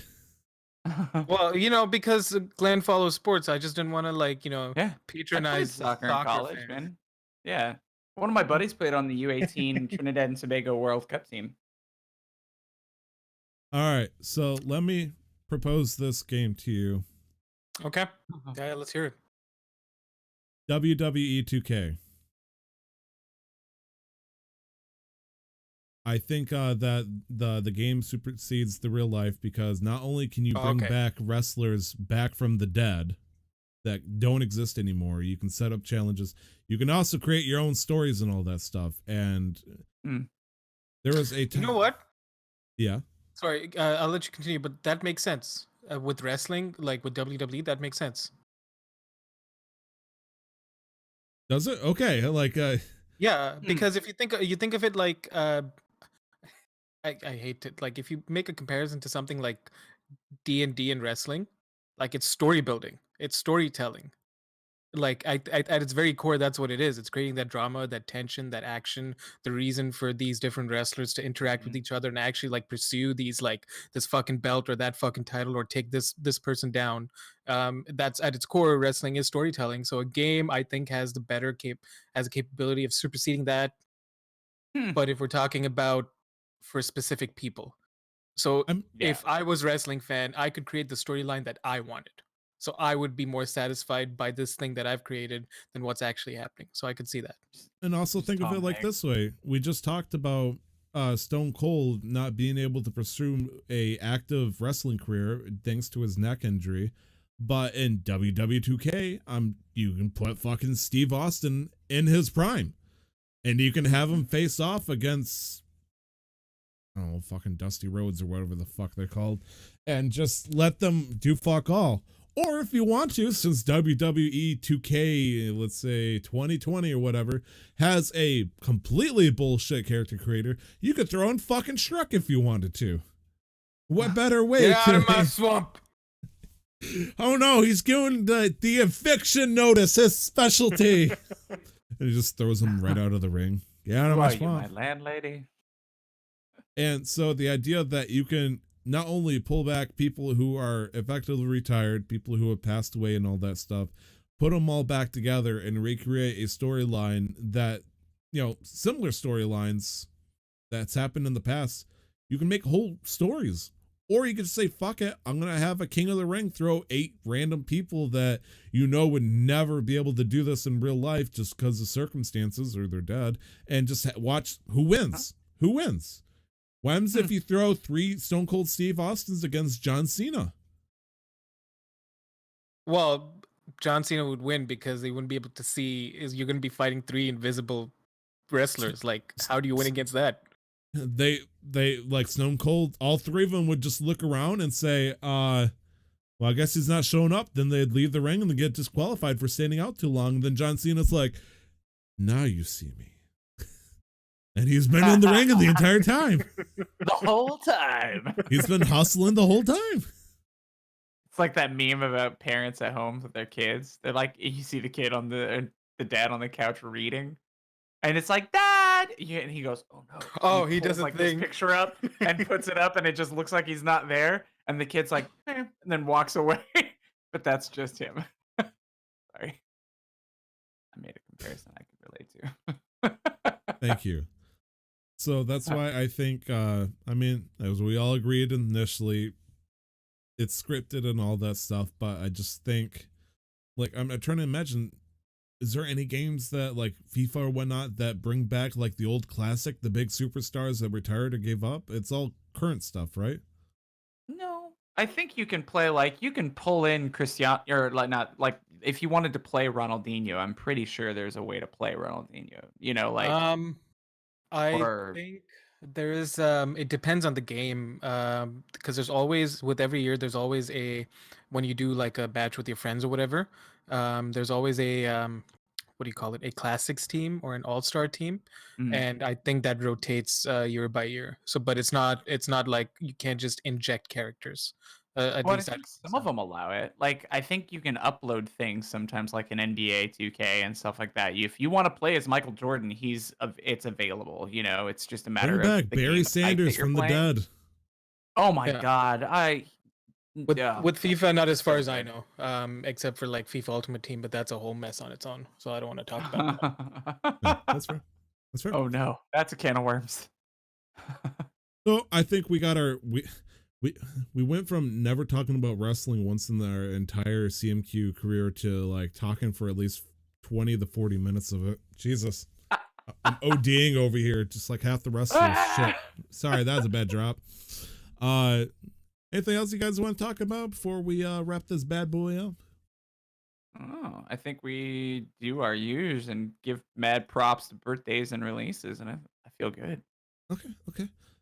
Glenn, could you do game releases for me? What games are coming I out would this week? love to do releases. Let me look at the lists. How much would you love Okay. it? How hard are you for releases? Are you do you want to release that badly? I mean, I don't mind releases. None of these are particularly So woke. standouts to me. Really? No, Well, how about No, that one I don't. though? Are you serious? Glenn. none of these. I don't care about any of these games. I see. So that may mean if that's your reaction, maybe somebody else should do the releases because I don't care about any of these games. And I'm sure they're all very valid games. I never say games are bad unless it's certain games, but different strokes. I don't really care. Okay.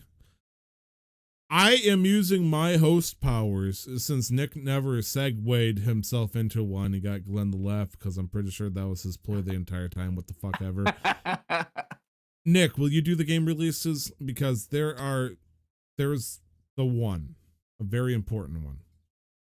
I don't know which very important one you're talking about because I God really don't care damn any it! of these either. But I would love to do game releases, Tyler. Can you so smell? What I'm cooking? those- Do you smell toast? Ugh! No, sorry.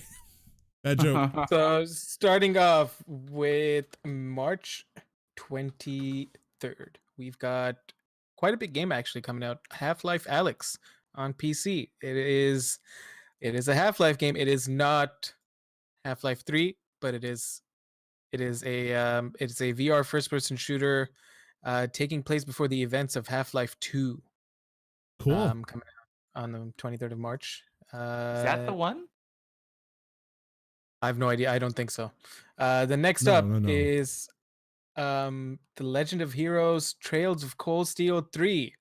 Initial release date, this is coming out, hang on, March 23rd as well on PC. Initial release date was sometime in 2017, September 28, 2017. This is a PC port. Worldwide PC port coming out from Japan. This is an RPG game, right up Cam's alley, I think. Then next we have a game called coming out Edge. on March 24th, Bleeding Edge, PC and Xbox One. This looks like Fortnite to me, but it is This- not. This is coming from Ninja Theory. Yes, Ninja Theory, famous for Hellgate, Senua's Sacrifice, and the DMC reboot. There's a multiplayer online About the combat rapper? video game. No, Devil May Cry. Oh, wonderful. Nobody, Devil May Cry is nobody very scary. rebooted DMC. I was like, did somebody reboot him? Did he start rapping again? I rise. Then next on the list is a game. I believe we have a game here. One Piece Pirate Warriors 4, March 27th, PS4, Xbox One, PC, Nintendo Switch. If you are a fan of One Piece, this may or may not be the game for you. I have no idea. I'm stalling for time as I look this game up. It is an upcoming action adventure video game. I'm pretty sure it's like Hyrule Warriors, Dynasty Warriors, that kind of thing, where it's you play as your Oh. favorite character, you get to fight hordes of enemies and that kind of thing. Okay. And a Yeah, fourth that one, sounds apparently. Pretty awesome. Yeah. Give me Hyrule Warriors 2, please. Yeah, and this is coming from Bandai Namco. Sorry, that's the publisher. Developer is Koei Tecmo Games. Omega okay. Forced. I believe it. And last on the least, which is I'm assuming because we haven't gotten reaction out of Tyler so far, is what he's excited about, is Saints Row 4 re-elected March That's a lot. 27th, Nintendo Switch. Um, Tyler, do you want to tell us about this game? Is this the one you were excited about? I don't know. Oh no, I was just fucking with you. Oh, okay, cool. Oh, So Saints Row 4, Suckers. Saints Row 4 came You out got me good. originally in 2013. This appears to be a like a definitive edition, if you will, coming out for the Nintendo Switch this year. I guess this is a way, still the trend of testing out older games and porting them over to the Switch to test the hardware capabilities is still ongoing. And this is the latest in that kind of vein of game releases. Hmm. Saints Row somehow going strong still, kinda, maybe. Or they just need more money. I honestly can't Either tell. or. One of the two. The people that enjoy Saints Row games will be happy to, see it come out on the Switch for some reason. But okay. Glenn. Hmm. This day in Yes, gaming, sir. there's two of them. Do you see them? There is two. Both of them seem valid and important that I know of, and I think are very neat. I did not play anyway. Yes, I see them. Okay. I'm glad you recognize the importance of both of them. I won't. Oh I'm yeah. I'm sorry for taking away your previous role for that one game you missed. I can't believe you missed it. Take it away, my man. Okay. So this day in gaming, which will be March 23rd on the release, is we have Detective Pikachu, which was released in 2018. So it is 3 whole years old on the 3DS, and that's the retail release in Japan. Oh wait, the retail release original launch was in Japan in 2016. So it Yeah, looks like and that's that the was US release. This is the US release in 2018. so the original release in Japan was in 2016, and that was download only. 2018 was when it released retail everywhere. Okay, cool. So yeah, Yeah. we got it in the rest of the world, and then So, subsequently got a movie that. Yeah. Happy second birthday. Yeah, I wanted to make the distinction very clear because it wasn't the original release, but it was the worldwide release, which I think Oh was my still God. significant. I So saw 4 20. and second birthday. We're recording you- this on the 21st, and I are you subtracted tired? 18 from the date. I subtracted the year from the date. You need Yeah, coffee, so it's man. second birthday. Don't worry, you're almost I there. finished a Get the whole IV. cup. I need more. Yeah, and then we have a very, very big thing. PS3 was released in both US and Europe. So happy 13th birthday, PlayStation 3. That's That's so my life. weird because it's over 4 months when it came out for Japan and the States. Yeah. Glenn, I don't mean to pick on you, but that's not the U.S. That's Australia and Europe. Australia and Europe. Reading is hard, Okay, there's guys. US and Australia. Don't hurt yourself, okay? Because this was at a time when it was still the distinction between NTSC and PAL. I that's don't know fair. what that means. So there were two essentially video formats: NTSC, which was Uh-huh. widely used in North America, and PAL, which was used in Europe and Asia. So essentially, and it was also, the formats were also restricted of like the games. So for example, with my PS2, if my cousin who grew up in New Jersey bought me a PS2 game, I wouldn't be able to play it because it was the wrong region. So it was essentially an early form of region locking. Yep. Oh. Which is why when I bought my 3DS, and this carried on all the way to the 3DS. I specifically bought an NTSC 3DS because it was closer to the time when I knew I was going to leave for college, so that when I come here, I could buy 3DS games here and be okay. System. Exactly. Yeah. Right. Yeah. Okay. And that looks like Thankfully- the I was just gonna say, thankfully, in this generation, we now got rid of region locking for the most part, except for Thank God. platforms. I guess technically, can't throw that PlayStation 4 disc in an Xbox One yet. Why the fuck not? But Right. They're The only already form working of on that. The cross-platform stuff is getting there, but Yeah, the only form of region locking now is more hardware locking. So it still persists with the refresh rates, or maybe it's the voltage. Like the cables are different for HDMI cords in Europe and North America, for example. So like the HDMI cords that I bought with me for my Xbox 360 weren't working over here, but the moment I bought an HDMI cord here, it was working just fine. And also Hmm. the input voltage differences over here. Main voltage is 110. Sorry, is it 110 or 240? Sure. It's either or. It's so North America uses 110 or 240. Europe uses 110 or 240. There's a mismatch, and so which is why I need to buy a transformer, mini transformer for my PS2 to make the voltage match. I can't remember Oh, which one is which. Yeah, wow. 110 is here, Okay. as Nick in the chat confirmed. So yeah, in Europe it's 240. So I need to buy a step down transformer, which will take a step up, which will take the voltage here and step it up 110 and step it up to 240 and make my PS2 work, because the input And voltage is that's just not enough to give all it of North power. America. That's the Yes, difference. generally, Okay. yes. Okay. Hmm. Interesting. Good to know. Good to know. And Yeah.